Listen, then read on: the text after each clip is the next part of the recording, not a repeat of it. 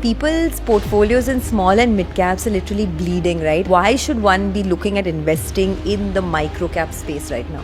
Small cap index 0.2% गिरा है पिछले हफ्ते और लगातार तीसरे हफ्ते कमजोर रहा। स्मॉल कैप्स ने भारी गिरावट दिखाई है। Small cap investors are reassessing their approach. Should they stay the course, rebalance, or adopt a more cautious stance? Let's look at 20-year data. Nifty has probably given you about 13-14% compounding. Mid caps have given you 16-17%. Micro cap, the one which is closer to about 18%. Hey guys, welcome to the Money Mindset. I have with me Pawan Bharaddia, who's the CIO of Equitree Capital. In the last 6 years, their PMS has given returns of over 40%. Can you identify a couple of big themes? For example, auto. Despite auto being a 70-year-old industry in India, we still end up importing close to about 20 billion worth of auto components every year. Even after 70 years, we still don't have self-sufficiency in auto components. Why do you think that is?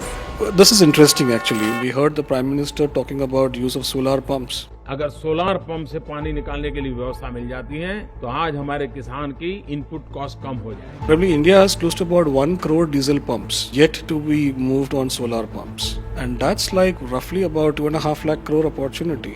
Are there any peers which look exciting enough? There are a couple of other companies. Compton Greaves has got into it. Oswal Pumps, which is a small company called GK Energy. You have identified as Aarti Industries. You entered around 95 rupee level and Yes. the exit was almost at 800 Around rupees. 800 level. How did you decide when to enter, when to exit? So Aarti, we invested.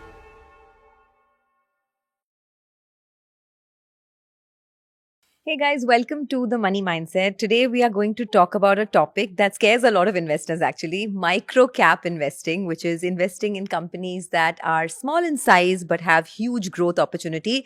It's a skill set that a lot of us don't have. So today we're going to try and understand and do a deep dive into this particular space. I have with me Pawan Bharaddia, who's the CIO of Equitree Capital.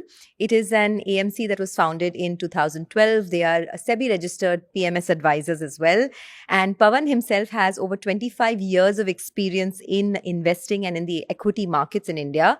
I was going through some of their fund returns, their portfolio returns, and it's been quite phenomenal to say the least. In the last 6 years, their PMS has given returns of compounded growth returns of over 40%. And a lot of their portfolio is concentrated in the small cap and micro cap space. So it's a very interesting space because I have never been able to crack it. But Pawan is here with me. Pawan, thank you so much for being on the show. Thank you so much, Sonia. It's a pleasure to be here. You know, it's an interesting time to have this discussion because people's portfolios in small and mid caps are literally bleeding, right? If you look at the last 1 year, 18 months, there have been huge drawdowns in portfolios. So, you know, what is the use case, or I mean, you know, why should one be looking at investing in the micro cap space right now? In fact, these drawdowns actually make it the perfect case to be looking at investing into small caps. So if you look at numbers statistically over a longer period of time, and we're talking only of the last 18 months, where of course small caps have taken a lot of beating. But if you look at last 5 years, or last 5 years probably is COVID lows, let's look at 10-year data, or let's look at 20-year data. Nifty has probably given you about 13-14% compounding. Mid caps have given you close to about 16-17% compounding. The micro cap universe is the one which is closer to about 18% compounding.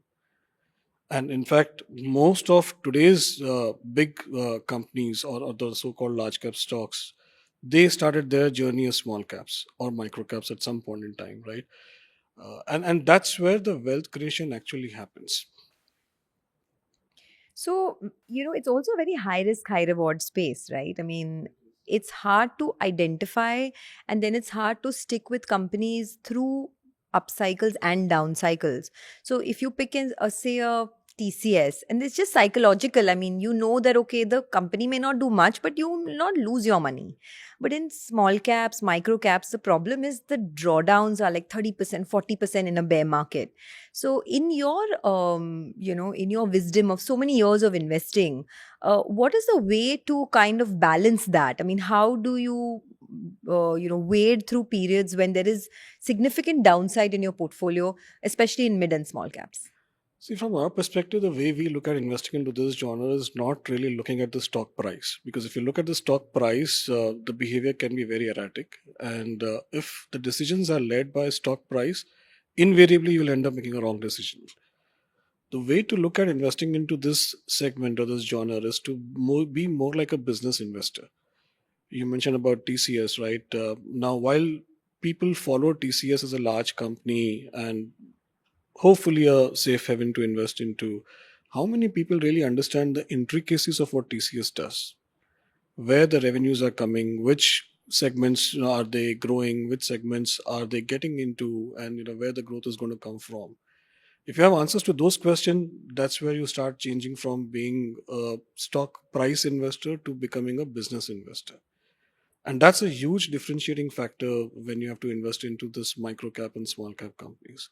In fact, from our perspective, we look to buy into businesses which have been in existence for at least 2 decades. Now, there itself, that whole segment of companies which have survived themselves for 2 decades, that itself reduces chances of errors. Okay. So when you do investing, do you look at it top down? Do you identify the sector first, or is it like a bottom up approach from your It's a end? combination of both. So there are certain themes that we look for, which we believe is probably getting played out over the next decade. And at that, then you start being a micro investor. So essentially, maybe it's 25% macro, but 75% of the times it is actually ground up investing.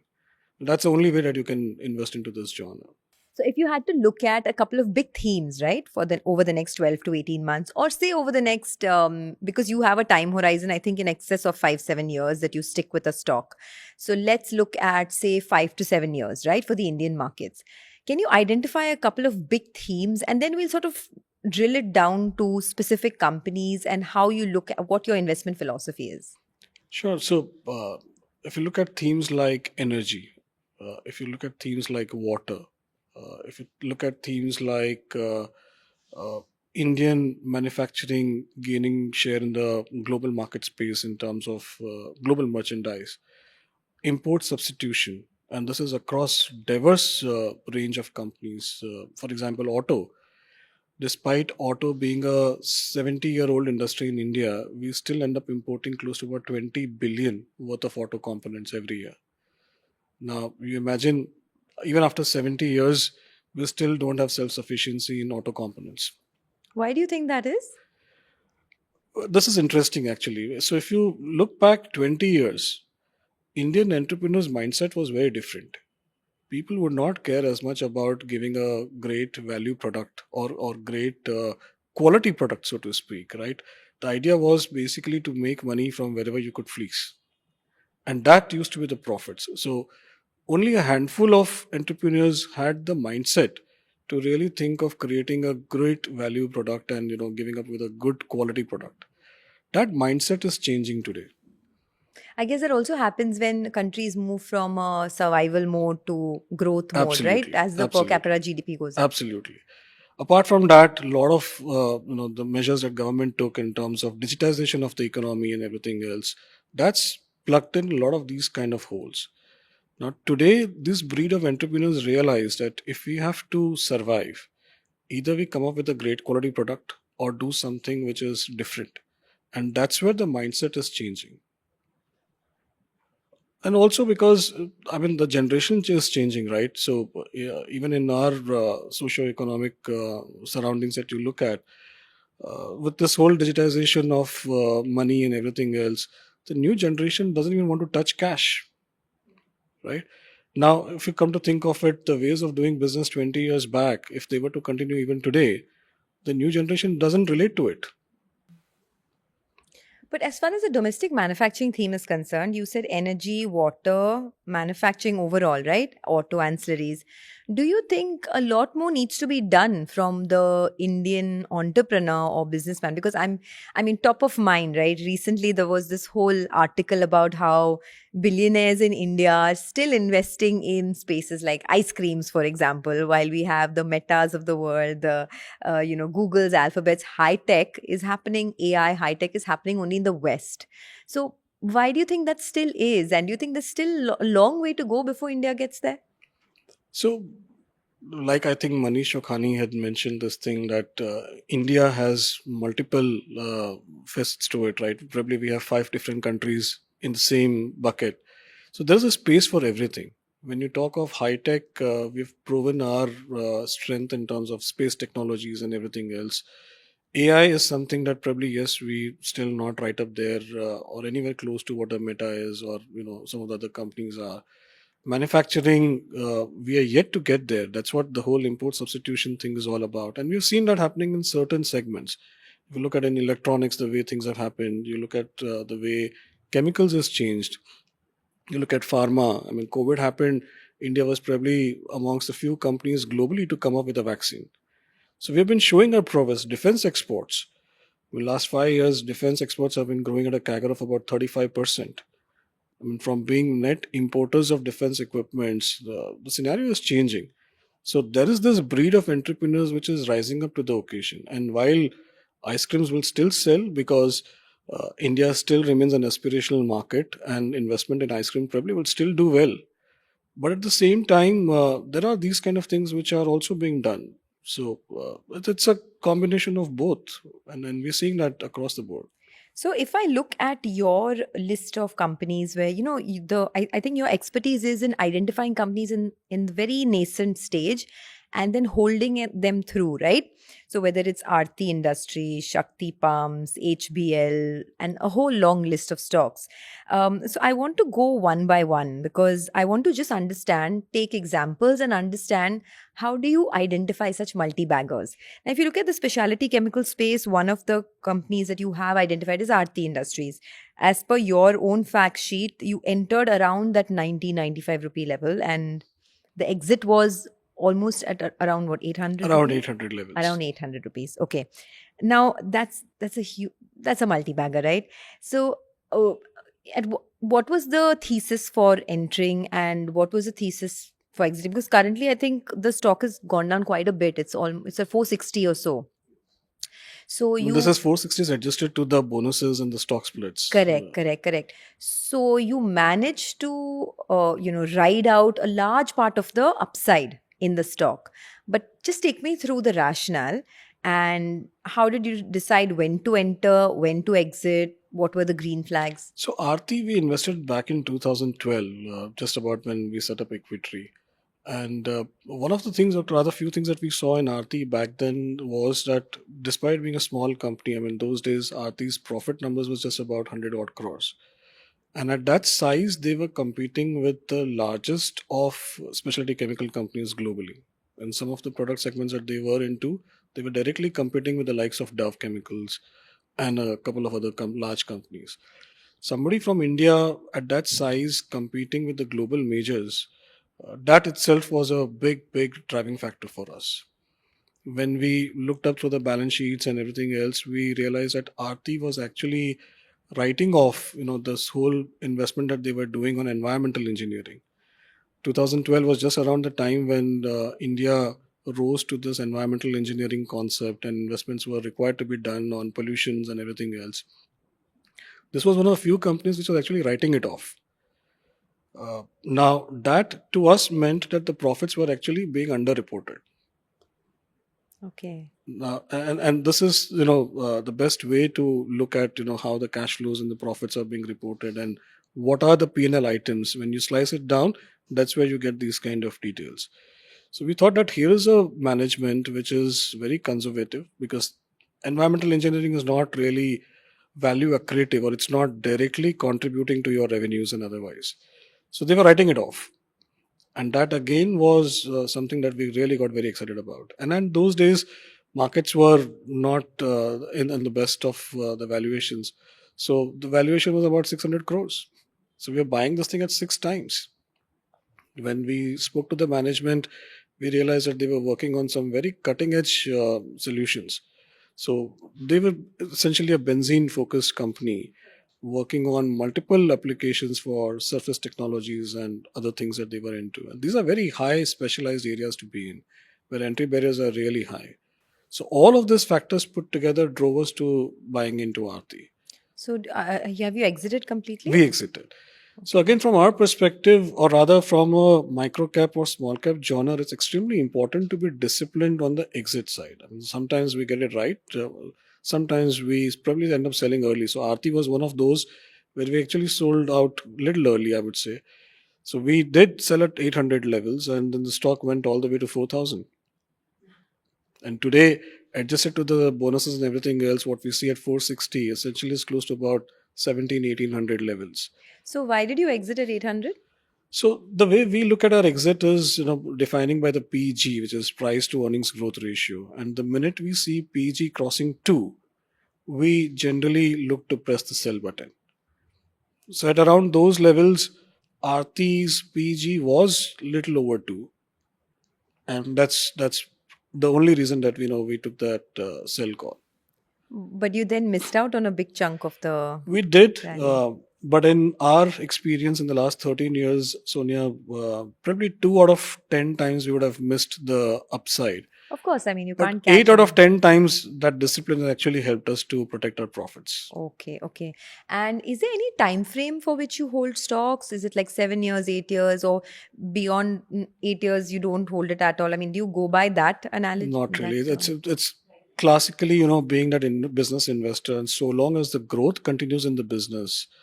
So essentially, we look at businesses which can compound at 20-25%. And that automatically becomes our bare minimum threshold in terms of the return expectation. So when you say compound is Profits compounding. Profit compounding. Profits compounding. Okay. So long as that compounding continues, we are happy to be invested. And the longer the compounding continues, the better off we are. And how many years profits do you look at on an average? Like, suppose you identify a company, do you look at the preceding 3 years, or do you? It's not the preceding. We're looking at the future. So if we are buying any business today, what we are looking at is the capability of the business to deliver a 20-25% compounding during our holding period, which could be 5 years, which could be 7 years, for as long as the compounding continues. No, fair. That is the forward-looking, the guidance, right? But I'm saying when you identify a company, do you stay away from loss-making companies? I'm asking because, see, a lot of new age businesses, for example, platform businesses, start off loss-making, but then there's, huge profit expectations. So do you have any mandate that you don't look at loss-making? Generally, yes. So probably we come from that old school of thought where I grew up in a Marwadi family, and cash was the profit. That's how we grew up. So we still continue with the same mindset that we don't buy into businesses which are loss making.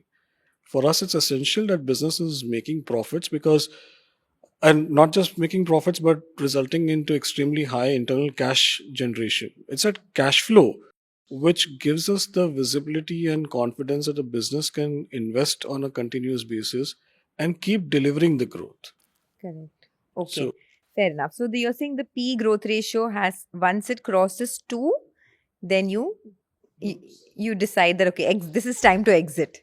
Okay. And you look at businesses that have a 20-25% compounding profit expectation going forward, right? And you don't buy into loss-making companies. Fair enough. Another stock that you held for 8 long years and made a lot of money on is Shakti Pumps. It is a big growth story for you. Identified at 25 rupees and I think sold at 530 or so?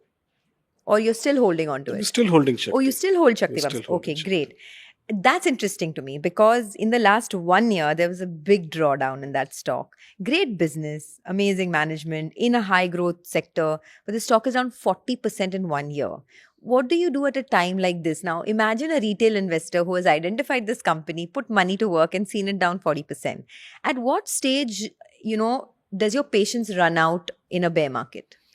And so this is where, understanding of the business is extremely important. I mean, in that journey from 25 to today, whatever, 530, and we have seen 1300 also. In that journey, we've seen Shakti getting corrected by 40% at least about 3 to 4 times. So it's not something new that we are experiencing for the first time.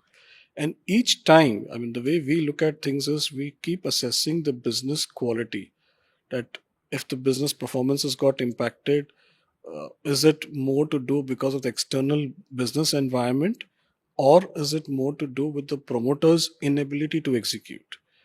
In each of those instances, including right now where we are, this has been driven more by the external environment factors, not as much because of the promoter's inability to execute. How do you know that? I mean, how do you decide that? Well, that's probably, I would say, that's where the understanding of the business comes in. So, in case of Shakti, for example, right now, last 2 quarters, Shakti got embroiled in their receivable cycles. So, market looked at classical of any B2G business. The thought was that here is another B2G business which will get sucked into on receivables. And the numbers were large. I mean, Shakti in December quarter, they reported almost about 1700 crores of receivable, which was huge. We knew that this is not a business segment where the receivables get stuck. One, because money is put into escrow upfront before the orders are released to the companies. Two, because here this was not a case of a new allocation required from the budget. Because the way the scheme is designed, whatever subsidies state governments are otherwise offering, that subsidy money is just being rerouted for the solar pump category. So it's no incremental burden. Third, because there's a direct commercial interest for the government. It's a direct P&L impact because you're spending close to about 1.5 lakh rupee every farm connection every year in revenue. As against that, you end up giving the same amount in subsidy and you free up your cash flows for the next 15, 20 years. So we knew that, money doesn't get stuck in this case. Unfortunate that because of the extended rainfall and because of other bureaucratic delays, Maharashtra had its own BMC elections and other municipal elections, followed by death of the ex-deputy chief minister, and money got stuck. Here, as we speak, Shakti did cash collections of almost about 1,200 crores in the last quarter. But it's also an opportunity cost, right? I mean, if a stock is down 40% in a year, I agree that you caught it early. But then if you had exited, then you could have That's a hindsight conversation, right? Yeah. We did trim some bit of our positions at about 1250 levels, primarily just to make our allocations a little more reasonable, more than anything else. And we held on to cash. So again, it's also, taking those kind of calls and understanding, where to trim positions and how. We sat on the cash and we have been redeploying that again because this remains a multi-year opportunity. We heard the Prime Minister talking about use of solar pumps just a couple of days back. And if you look at, probably India has close to about 1 crore diesel pumps yet to be moved on solar pumps. And that's like roughly about 2.5 lakh crore opportunity. So for someone who's missed out on the Shakti Pumps rally, you think that after this correction that we've seen, there's still a long runway as far as the fundamentals as well as the overarching theme of, the growth in the solar pump story? Let me put a disclaimer. Like I mentioned, we are invested into Shakti, so take it with a pinch of salt. This is not a recommendation to buy, but yes, from our perspective, it does remain a multi-year opportunity. Solar pumps is just one of the things that Shakti does. They've got into doing rooftop solar. They've got into doing controllers for EVs. Shakti probably is the only company in India which has gone abroad. They've done a $30 million project in Uganda, which is one of its kind of a project done, where they've actually irrigated entire villages using the solar technology. Now, that was a pilot project which they did. And mind you, this is a $30 million pilot project.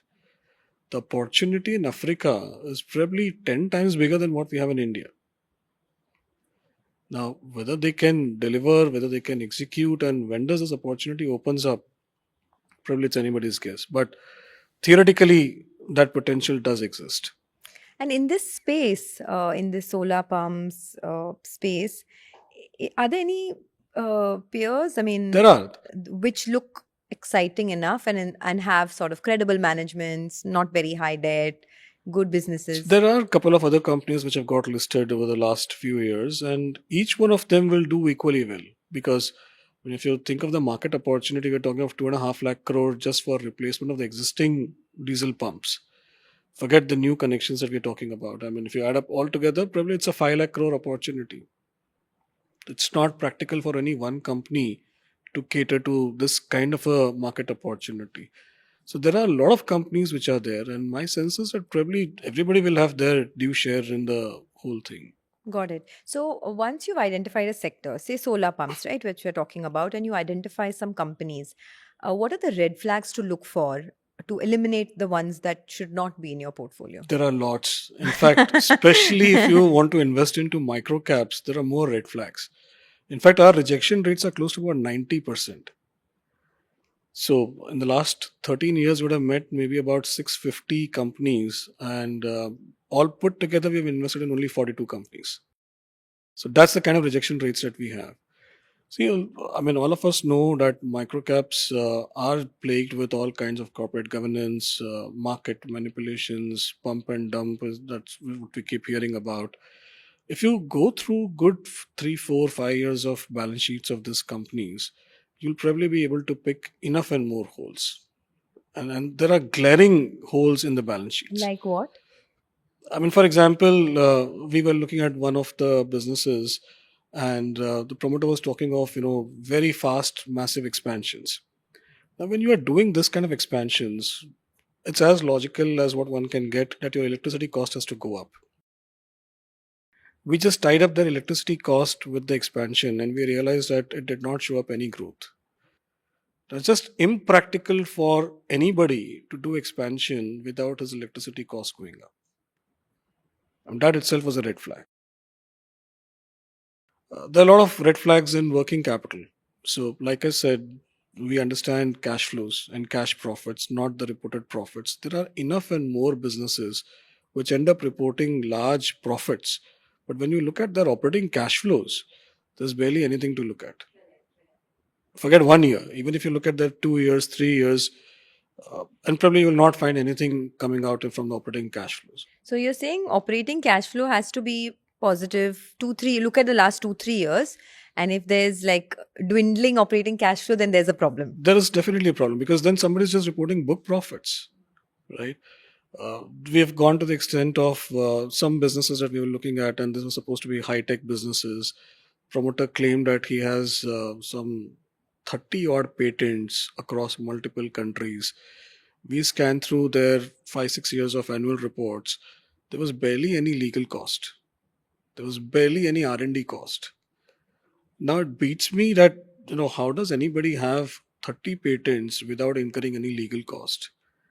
Unless you are going to some obscure, Ethiopian country and taking a patent or something similar to that, right? Which probably is not even worth it. So the stories may sound very alluring, but when you get into the details where the stories are coming from and why, that's where you find, like they say, the devil is in the details. Absolutely. And more so in these micro caps, right? Absolutely. Because there's not as much information available to shareholders as much as in the large caps. And it's not as researched also. Yes, it's not as research. So that makes, more effort on somebody's end to do. Because you have to go through these annual reports, see through the transcripts if they are doing IR. So we are not in that segment where we are buying in sub 500 crore companies. So we essentially look to buy between 1,000 to 5,000 crore market cap companies. There, the level of disclosures are fairly reasonable. And most of these have an IR function. So it's much more easier to get access to these managements, understand, talk to them, shop floor visits. I mean, you will be surprised. We have been at a lot of shop floors where the team has probably just come in 1 year back. Now, if a promoter is talking of scaling up from 100 to 500 over the next 3-4 years, and the team is relatively so young, it beats me that how the team will end up delivering, because it takes time for the team to sink in, give them the space and freedom to deliver what they have to deliver. Sometimes you end up seeing plants which are like really age-old plants, completely depreciated probably, and I don't know for how long they can continue that way. The level of automation which is there on the plant, these are finer nuances which tells you the execution capabilities of the businesses that you're investing into. Okay, so just to close this, discussion on solar pumps, you said this is a space where there's huge opportunity and lots of work is being done in India, especially with, private players, and now the government also, increasing its focus on solar pumps. and solar energy in general, right? You want to just help us with some names, or you want to stay away from the other guys that interest you in this space? And of course, standard disclaimers that these are not recommendations, but just to understand. There are quite a few companies. I mean, Crompton Greaves has got into it. You have Oswald Pumps, which is another leading player into this thing. There's a small company called GK Energy. So there's a lot of enough and more players now in the system who are working in the same space and segment. Okay, great. Another space which is very interesting to me is building materials and in general like home improvement, right? Because everywhere you look, India, there's massive urbanization. Real estate is just like booming everywhere, tier 2, tier 3, metros. I mean, there's no space left now, in fact. So one stock that you guys identified was Stylem, and you bought it at 90 and you exited at 2,300. That's a 25x return on your portfolio, right? And this is a company that makes laminates and is into exports as well. I was going through their financials, and the financials look decent. I mean, it's not like a path-breaking growth, but like 500 crore was their revenue about in 2021, and today it's at about 1,000 crores, 1,030 crores. Profits also 55 crores in 2021. Today it's 122 crores. So not such a big jump, but the stock has had disproportionate returns. So this is what microcap investing does, right? I spoke about 20% compounded returns. If you look at Stylem, that's one of the businesses which has delivered those kind of compounding. And then if a re-rating happens, that's where the value discovery happens. So Stylem, when we bought, nobody knew about Stylem. I mean, this was a small Chandigarh-based company doing their own things. It was 100% EOU back then, where they were focused on doing larger width laminates for European and American markets. Now, like in case of Aarti, it was a similar thought process. That a small company based out of Chandigarh, if they can take global competition head on and be relevant in a European and American market, they got to be doing something relevant. We looked at the balance sheet. The balance sheet was debt free. They were cash rich back then. Expanding in their capacities, getting into newer products. So Stylem, even recently, Stylem probably is one of the first company which has launched surface finishes for kitchen platforms, which otherwise remains like an import substitute. And so this is what I was talking about, right? Import substitution. It takes time.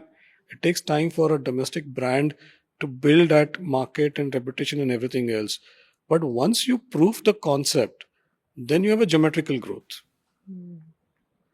So in this building material space, is there still a lot of potential, you think? Or is it kind of a bit saturated in terms of growth? For the last few years, we've seen a bit of a saturation. Growth has not been coming about. And that's also because it's become very, very price conscious, very diversified kind of players and market and options. So while overall we see a lot of construction and a lot of spend being done, but I guess it's getting distributed across many players. So there's not been a single consolidator to really show that kind of a growth. And I think entry barriers are also low, right? Entry barriers are low. So, I mean, if you have to get a kitchen done, for example, you will probably have options running from 3 lakhs to going up to 25 lakhs, right? So that's the kind of dispersion which is there in the market. So there's no one consolidator who can stand up and say that here is what, I'm the largest market share and I can keep growing on that thing. So that's a challenge. But yes, companies like Stylem. Now, again, the other part is, again, I go back on that 20-25% compounding and why we look at the microcap segment, whether it is Stylem or whether it is anybody else. Statistically, about 4,000 companies are listed. And you'll be surprised that just about 2 to 3% of these are businesses which have delivered a 20% compounding over a 10-year period. You bring this down to 7-year, and probably the number will be between 6 to 8%. That's all. So if you're talking for 4,000 listed company with a 10-year track record, you have only about 6%, which is about 400 companies who can deliver this kind of return. Growth, right? Now, that's where the crux is. So a smaller company, given their smaller base, 1,000 crore company can potentially give you a 20% compounding over a longer period of time. as against a 50,000 crore top line company, for the sheer size, it will not be able to deliver. So, for coming back to Stylum, you guys have exited, right? The stock? We have exited again. Okay. Again, it was the The PG. Okay. It's the same PG. So that discipline is extremely important to protect value. Fair. Okay. So we coming back to some of the sectors, right? You said water is a big sector that you're looking at going forward, where you see a lot of growth. Can you just dive a little deeper into that? Well, in a country like India, I mean, if you come to think of it from a macro perspective, anything which is required to ensure sustainability and complete dependence, you need water for drinking, right? And globally, it's barely a very small percentage of potable water which is available. So definitely, water has to be one essential requirement. Now, companies which are catering to the water segment or water treatment in any of these kind of segments, they have to do well, essentially. In fact, when we did Shakti, that again was the basic premise that food sufficiency has to be there. For food sufficiency, you need farm productivity to increase. Now, how does anybody increase farm productivity? Irrigation is the biggest thing. Now, unfortunately, farmers used to get diesel, subsidized diesel, as and when the government can provide it. Or wherever you have wired connection, the connection is available, electricity is available at 3 o'clock in the morning, at that wee hours. So farmers would leave the pump on and end up having flood irrigation, which reduces productivity. So the macro thought was that if solar pump can solve that problem and the farmer can see a 25% increase in productivity, that has to be sustainable, right? So likewise, when you talk of water, likewise when you talk of any other segment, that's the way we look at longevity of a particular business segment. When defense exports, for example, defense as a segment. So wait, before I come to defense, within water, right? I mean, all of us know those traditional companies, say like a Vietech Vabag, names like that, right? But any list of companies where you think even valuations are reasonable and growth opportunity is large? We are working on a couple of opportunities. I would refrain from taking names because those are still work in process for us. But there are very interesting opportunities in the segment. So this, not the names, but at least like the categories, like you spoke about pumps. What else in the water treatment? It could be equipment suppliers, it could be chemical suppliers because you require a lot of water chemicals in the treatment and otherwise. And those are very, very interesting segments to look at. And again, if you look at it, it's not just the India opportunity for them. I mean, these guys can become global. But on globally, is it just on the cost front where India wins, or is it really on technology as well? Now it's both.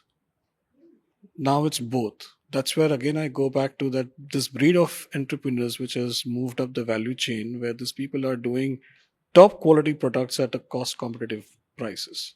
So competing on technology, even with like countries like China. Yes. In fact, so here's the new thing that is happening in the Indian corporate arena, right? A lot of these companies, even the smaller ones, are going out and buying European and American front ends, which is changing their scope and their addressable market opportunities overnight. So the smaller companies which are going and buying European front ends, which gives them, the required approvals or regulatory, inroads to be able to participate into a lot of these kind of projects. It's interesting you say that because the narrative is always the other way around, right? That India is not competing with a lot of global players. So just to, kind of bust those myths, from your assessment, which are the sectors where India is competitive, both on a price and a technology front, say with countries like China? See, again, I would not want to paint the whole industry with the same brush. There are specific business segments. So, for example, let's talk of apparel. Now, apparel, until a few years back, China used to have 50% global market share. Business moved from China to Vietnam, Bangladesh, Indonesia. Today, China is down at about 37-38%. And these Asian countries were the beneficiaries. India did not get as much. Today, thanks to this whole FTAs and everything else, and the quality consciousness that we're talking about, right? There are a lot of Indian companies which are rising up to the occasion. and they are gaining market share. They are cost competitive as against the Chinese guys. We talk of technology, we have another company in the portfolio which is in the casting segment. Now, certain category of products that they do, they are probably the only supplier in the world other than Europe and China. Right? So, despite all the tariff issues, despite all the raw material issues and everything else, and this is very interesting, at about a 47% capacity utilization, these guys end up working at 29% EBITDA margins. Wow. That's unheard of for a Yeah. casting company. For any industry, actually. For any 30%, industry, right? I haven't heard 30% But EBITDA that's where margins. the combination of technology and cost both comes in, where they are extremely cost competitive vis-a-vis the Chinese guys, and right up there in terms of their technology, where they're taking the European guys head on. So apparel is one space. Any other industries that you're looking at? Like I said, it's a very ground up thing. I give you another example of castings, Yeah, castings. which, I mean, there are many casting companies in India, but extremely rare and few of these kinds who can do this thing. Wow, interesting. Okay. Defense is a space that we spoke about, we touched upon, but I want to get into that because one sector that you've identified, or one stock rather, is HBL Engineering, right? It's into batteries, into the defense space overall. And I think 20 rupees is when you identified Yes. that. And today the stock is what? 800? 800. Okay, wow. Terrific story there. You held on, you're still holding on to it? We're still holding on to it. Okay, for like 7-8 years now? About 7 years. Okay, phenomenal. Was that like, how did you identify that and how did you hold on? Because at some point, even position sizing is something that you need to do if you want to make sizable returns, right? There's no point just identifying a story and. Absolutely. In fact, there is no point in doing this genre of investing if you're not doing the right position sizing. What's a great point in getting a 40x and having very small amount invested into it? It has to lead to complete financial freedom. That's the way we think. And you are right that the journey is not so easy. So HBL, when we bought at 20 rupees, we knew what the capabilities is. They were working on Kavach. I'm sure you would be familiar with the Kavach implementation. That's an anti-collision device that India is implementing right now. I think just yesterday, the railway minister said that he wants to see railway network working at 250 kilometers per hour. Now, for you to be able to do that, the engines have to talk to each other and auto stop, because otherwise you expect a head-on collision all the time. And that's what Kavach is all about. When we were buying into HBL, they were primarily historically they were known as a battery company doing telecom batteries and other industrial batteries. Moving into power electronics, where Kavach was just one of the product. And we knew that they are ready with the product. They were already approved. Commercial orders had not yet started because the competition was not ready. It took us 4 years before we saw the first jump. And that's where the patience get tested. That's where the conviction gets tested. The stock barely moved or wasn't just in the same range between 20 to 50 rupees. So optically, what people saw that there is stagnation. What a lot of people missed out was that during those 4 years, they became completely debt free. They used to have 450 crores of debt back then. So why did the stock not move for 4 years? Because optically, what market participants saw was stagnation.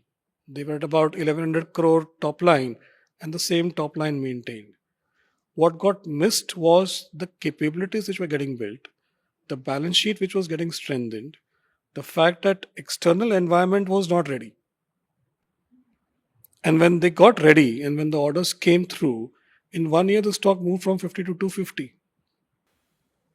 Wow. And then Of course, then the journey began. Because we knew that the addressable market opportunity is very large. I want to talk about that because now, with the way the geopolitical situation is very precarious right now globally, how is India positioned according to you? Are we ready? What is the work that India is doing in the defense space? And from an investor POV, where do you see the biggest opportunity now?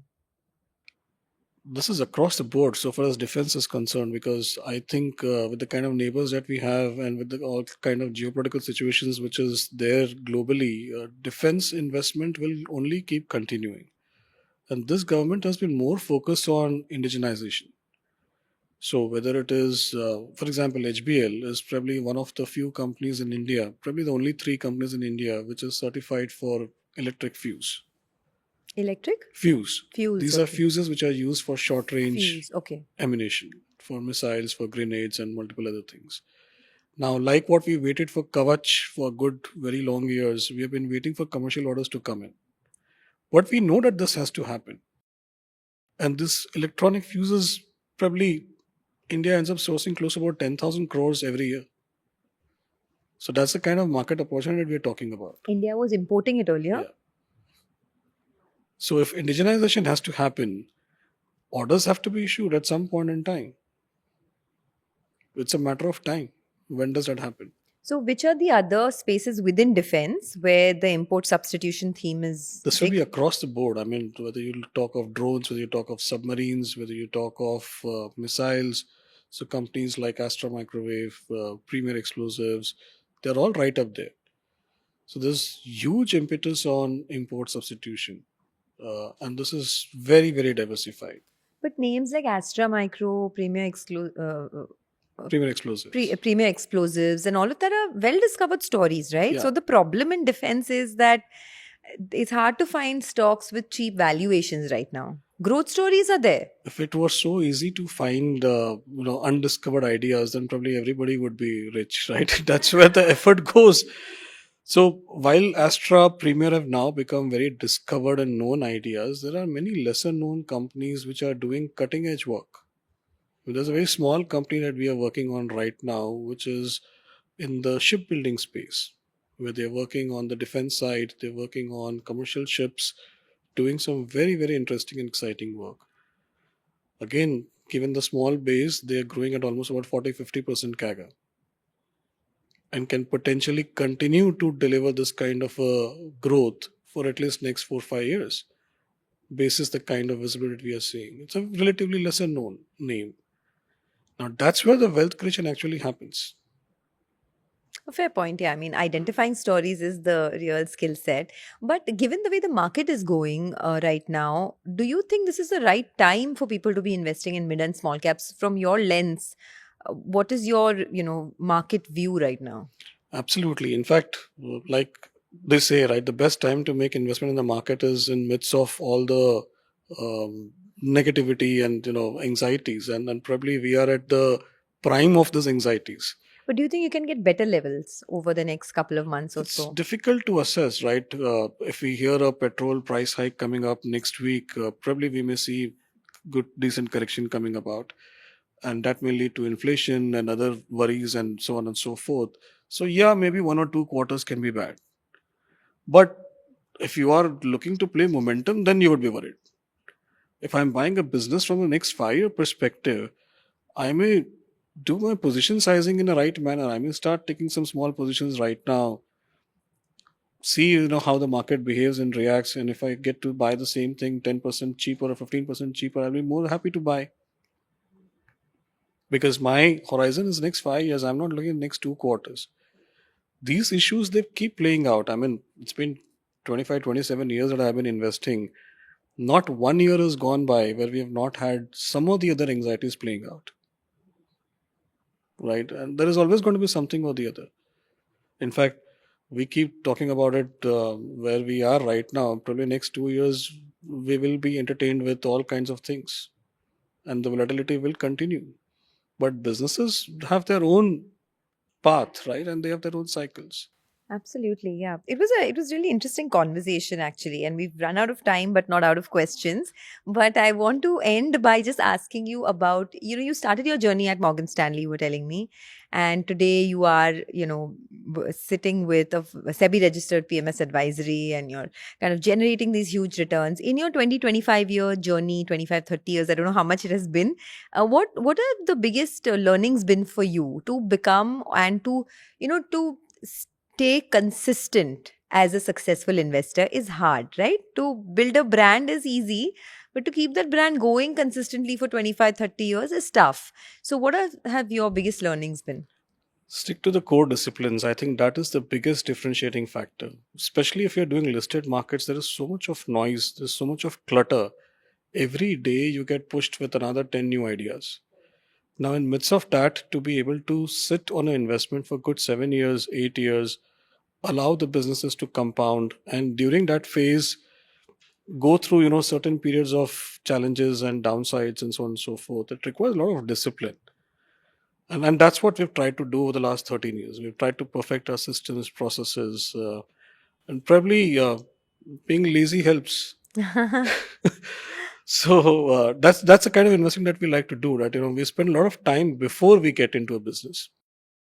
Once we have got into, then it's basically monitoring the business and sticking to the core disciplines. And for people who say that microcap investing is very high risk, it involves a lot of scams, there's a lot of mis-selling, there's a lot of pump and dump, what would you want to say to them? Because that is a real fear, right? Especially in today's day and age where there are so many avenues where you can reach retail investors. Earlier, there was just television.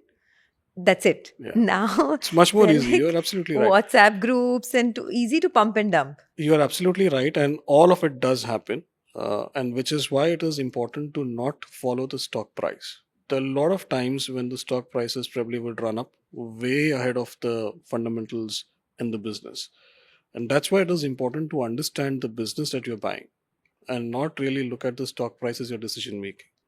So we don't get exuberant to see a stock price 50% up, and neither do we get into a despair if we see it down 20%.